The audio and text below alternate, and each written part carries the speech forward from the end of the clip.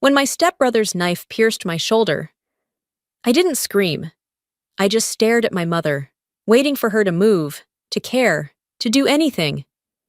She didn't. She only sighed and said, "Marley, stop being so dramatic." That's my name, Marley Quinn, and that night, while my blood hit the kitchen floor, I realized something I should have known long ago. In my family, cruelty wasn't a mistake. It was tradition. What none of them knew was that every second of their laughter was being recorded. The rain had been whispering against the windows all night, that soft Portland drizzle that never really stopped, only shifted between mist and memory. From upstairs, the air smelled faintly of cedar and old wine. I had just returned from a late shift, my mind heavy but calm, until a low, uneven laugh drifted from the living room below. At first, I thought it was the television, but when I stepped down the staircase, the light spilling from the kitchen revealed something else entirely. Ethan sat hunched over the counter, surrounded by empty beer bottles. His head hung low, but his voice was sharp, restless. My mother and stepfather watched from the couch, their faces composed, almost rehearsed. My mother's tone was soft, weary. She told me to leave it alone, not to embarrass him, said he was sensitive. The words cut through the room colder than the rain outside. I reached for the bottle in Ethan's hand, but he jerked it back, eyes glassy, pupils drowning in something darker than alcohol. His mouth twisted into a grin that didn't belong to him. He spat out his resentment, called me self-righteous, said I thought I was better than him. Before I could answer, he stood, the kitchen light catching on the blade in his hand. The motion was clumsy, but the intent was clear. The world narrowed to the flash of steel, the quick chill that split my shoulder open, and the strange silence that followed. I remember falling, hearing the sound of glass shattering and my own breath breaking apart. Somewhere behind me, my mother's laugh, short, nervous, hollow, filled the room. She said something about me making things worse again, her voice detached, almost bored. The blood on the floor was warm against my palm. My fingers trembled, searching for the watch on my wrist. I pressed down on the side button. Echo 4 engaged. A soft green light flickered once, and the house went dead quiet, as if even the walls were holding their breath. Then everything went black. They didn't know that the silence wasn't empty. Every sound, the laughter, the slur of his voice, the weight of that moment, was already being captured, sent somewhere they could never touch. As darkness closed in, one thought steadied me. If they wanted to call it an accident, I'd let the data speak for me. 2 days after the knife, I woke in a hospital room that smelled of bleach and rain. My mother sat beside me, hands wrapped around mine, telling me I'd just fallen, that Ethan found me in time, that I shouldn't turn an accident into something ugly. I didn't answer. The nurse brushed my wrist, unaware the dried blood on my watch held a secret. Echo 4 had already sent everything to the DOJ cloud. The sounds, the laughter, the truth. While the machines hummed, my mind drifted back 6 months. I was working in Portland at the DOJ Forensics Lab, a job my family never understood. Mom said men didn't like ambitious women. Ethan didn't have a job at all. He drank, gambled, lived off her sympathy. Failure made him lovable. Effort made me unbearable. One afternoon, I came home and found him at my desk, my laptop open. He said he was watching something. I believed him. Until a week later, the department suspended me for a data breach. Witness identities from my case had been leaked under my login. When I told my mother, she smiled and said, maybe the time off would be good for me. It didn't take long to find the truth. Ethan owed $50,000 to an online gambling ring. A data broker named Tom Briggs had bought the stolen files from him, not realizing he'd sold the identities of protected witnesses. Reporting it would mean prison for Ethan and permanent exile for me. I printed the internal report, sealed it, and locked it in my safe. I'd learned from them how silence works, but this time, it would be legal, deliberate, and recorded. If they wanted to live inside lies, I'd let the system expose them in its own time. 2 weeks later, I drove back to Forest Heights. The house looked peaceful, polished, pretending. Breakfast smelled like burnt toast. Mom talked about her yoga group. Neil read the weather. Ethan scrolled through his phone. No one asked about my suspension. When I started to speak, Mom smiled and said peace mattered more than truth. I started watching instead of talking. Ethan took late-night calls. Mom hid unpaid bills beneath the rug. Neil avoided me like eye contact might burn. One night, I passed Ethan's room and heard him whisper, promising to send a name for cash. I recorded it. The voice on the other end mentioned the Kellerman case, the same one that had cost me everything. The next morning, I confronted Mom. She went pale, stammered that Ethan hadn't meant to, that he was only helping me with debts. I told her I had none. She sighed and said I was too sensitive. That phrase landed softer than a slap, but cut deeper. I smiled. She hadn't changed, but I had. That evening, I encrypted the recording and sent it to DOJ Internal Security. If they doubted me before, they wouldn't now. The house stayed silent as I hit send. Truth, I reminded myself, always finds a way to listen. A week after discovering what Ethan had done, the house smelled of burnt coffee and pretense.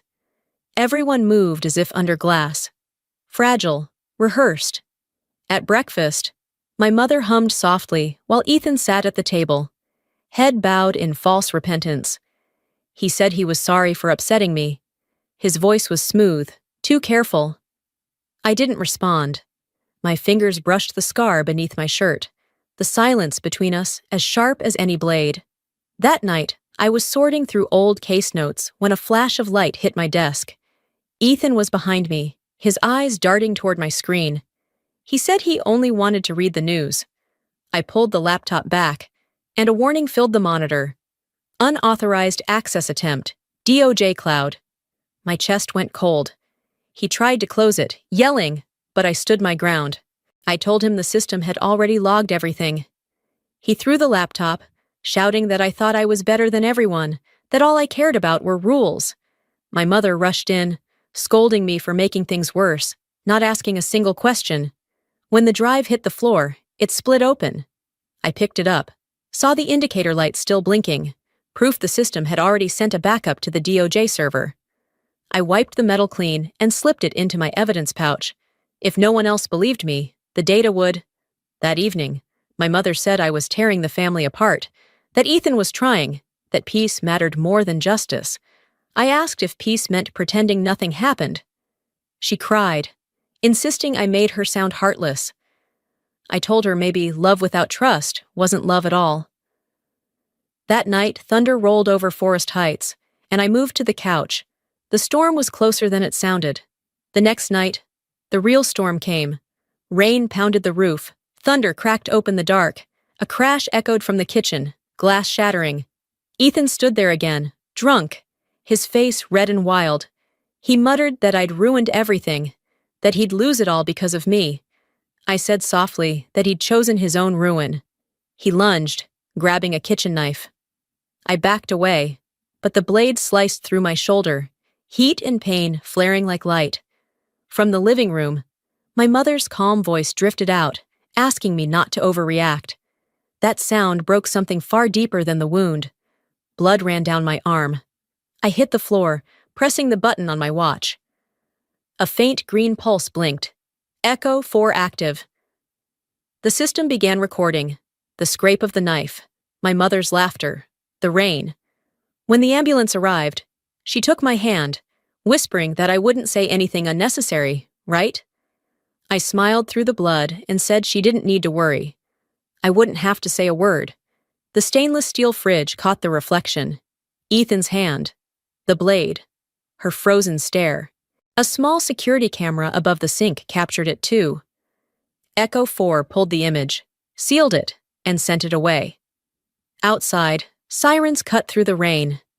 Inside, the house was quiet again, pretending innocence. As they carried me out, I looked back once and thought, they could twist every word, but this time, The silence already belonged to the record. 2 weeks after the attack, I was still at Portland General, learning how to move without tearing the 17 stitches across my shoulder. Every time I reached for a glass of water, the sting reminded me that pain was proof I'd lived long enough to see justice unfold. My mother arrived that morning carrying flowers and a story she'd practiced. She said I'd slipped, that Ethan had called the ambulance, that he was sorry. Her voice was sugar and smoke. I only smiled. Silence unsettled her more than accusation ever could. When she left, I unlocked my work phone.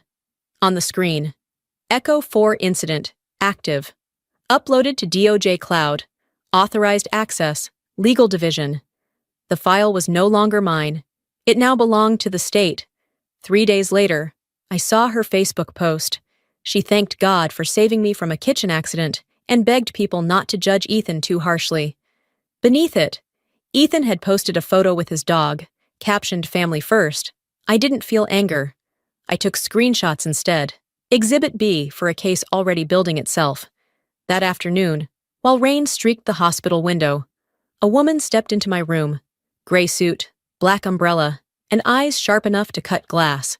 She introduced herself as Alexandra Cruz, legal counsel for the state of Oregon. She told me she'd been assigned to represent me as a government employee assaulted during active service. I said it was a family matter. She opened a red DOJ folder and said quietly, "Not anymore." Echo 4 reclassified it as a state-level felony. She explained that when the signal activated, it synced every camera within 20 meters. One captured the blade's reflection in the kitchen steel. Another caught laughter in the background. She said she didn't need belief. She had data. I asked if she trusted me. She replied that data already had. As she left, her voice was calm, absolute. "We don't need them to believe you, Marley. We just need the record to—" I watched her walk away, rain catching the hem of her coat, outside. Portland blurred into gray, but somewhere beneath the ache, something fierce began to burn. The quiet war had officially begun. A month later, I walked into the Multnomah County Courthouse beside Alexandra.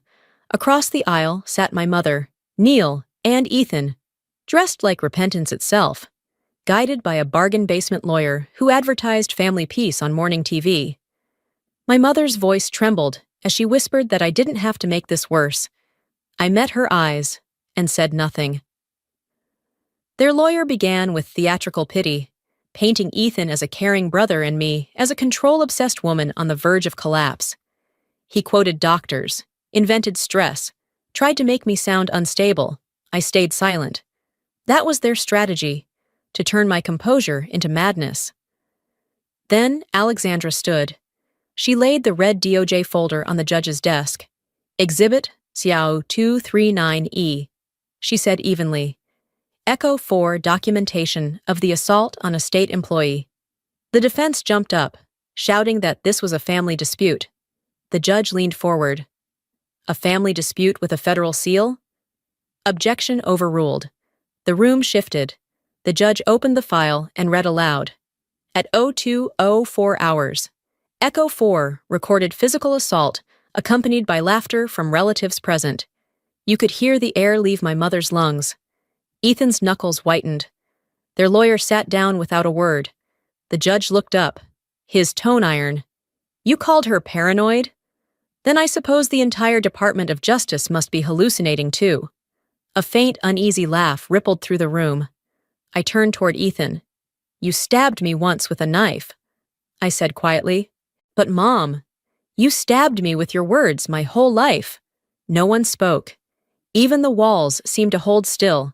When the judge finally closed the folder, his verdict was simple. The case will proceed as criminal assault, charges to be filed immediately. Outside, the rain was still falling. Alexandra whispered that we'd won half the battle.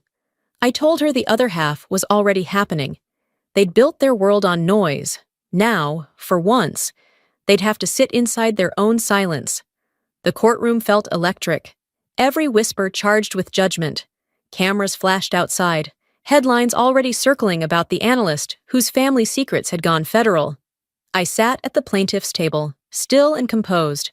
Across from me sat Ethan, hands trembling, jaw tight, and beside him, my mother in a pale blue dress, her face a mask of brittle pride. Their lawyer began his plea, calling it a tragic family accident, his voice shaking more with each word. The judge, a man with silver hair and steady eyes, leaned forward and said calmly that accidents don't come with evidence. Alexandra rose, her gray suit catching the light as she connected her laptop to the courtroom screen. The video began. The kitchen, the dim light, the sound of a blade striking, and then my mother's voice, flat, unfeeling, telling me not to make a scene. Gasps rippled through the room. The reflection on the refrigerator showed Ethan's arm, the knife, the truth. My mother shouted for it to stop, but the judge's voice cut through hers, sharp and final, warning her to remain silent. Then Alexandra revealed the final blow. The DOJ data logs showing Ethan had hacked into the Kellerman case files, downloading the names of protected witnesses. The judge's tone hardened. 10 years, he said, maybe more. Ethan broke, sobbing that he only needed money. I stood, my voice steady, asking if selling people's lives had been worth it. The room went silent, absolute, heavy, undeniable. The gavel came down like thunder. Ethan Quinn was found guilty of assault with a deadly weapon and unlawful access to federal data. The judge added a lifetime restraining order against him and looked at me with something close to regret. The state, he said, owed me an apology for ever making me fight alone. When the bailiffs cuffed Ethan, my mother lunged forward, begging me to stop them. I turned away. Alexandra's hand rose between us. "That's close enough," she said. The sound of metal closing echoed through the chamber, a clean, sharp note of justice. As I stepped into the corridor, Alexandra asked how it felt. I told her the truth. For the first time in my life, silence didn't terrify me. It finally meant peace. 2 months after the verdict, my name was still circling the news. Reporters called me the brave forensic analyst who brought her own family to justice. Colleagues sent flowers and cards filled with words like heroic and inspiring. I smiled politely, but inside I felt hollow. Justice didn't taste sweet. It tasted clean, like rain after smoke, leaving nothing but the echo of what used to burn. I moved into a small apartment with white walls and sunlight that didn't feel borrowed. The silence there was different. Honest. On my desk sat a single photo, me and my mother when I was 8, her arms around me. The world still simple. One morning, an envelope appeared in my mailbox. No return address. Only 2 words written in her familiar cursive. From Mom. Inside was a letter, shaky handwriting bleeding through cheap paper. She wrote that I'd never understand, that she only wanted to protect the family, that Ethan was fragile, and someone had to defend him. There was no apology, only justification dressed as love. Folded behind it was a photograph I thought I'd lost. My mother hugging me, smiling with pride. On the back, in her neat younger script, were 3 words, "My brave girl." For a long moment, I just stared at it. Maybe once she had meant it. Maybe that had to be enough. I placed the letter and photo into a fresh envelope and labeled it, "Closed case, personal." Not because I forgave her, but because I was done carrying the evidence. The file slid into the cabinet, the latch clicking shut. A small sound, final and kind. The past, at last, was sealed. A year later, the lab hummed with quiet precision. No courtroom, no blood. Just the soft rhythm of machines processing strands of truth. Light reflected off the glass walls, sterile and steady. I stood at the front of the DOJ training room, leading a session for new analysts. The title on my badge read, "Lead, Data Integrity and Evidence Ethics." On the table before me lay a sealed evidence bag, the kitchen knife from that night. I held it up, the steel catching the light through the plastic. I told them it wasn't just a weapon. It was a reminder that evidence doesn't lie, even when people do. The trainees watched in silence, their faces young, unmarked by betrayal. None of them asked, but I could see they knew. I wasn't just teaching policy, I was teaching survival. My hand drifted to my left shoulder, tracing the faint scar that time had refused to erase. I spoke again, my voice steady. Evidence never lies. But people do. Until the record speaks louder. The room stayed still, reverent. It was the kind of silence I had always wanted. The silence that meant respect, not dismissal. When the lecture ended, I walked down the corridor, outside. The Oregon forest was wrapped in fog, the air cool and forgiving. I opened the window, breathing it in. The world smelled clean again. They laughed when I bled. I thought, but now, their silence belongs to the record, belongs to the record, belongs to the record, belongs to the record, belongs to the record, belongs to the record, belongs to the record, belongs to the record, belongs to the record, belongs to the record, belongs to the record, belongs to the record.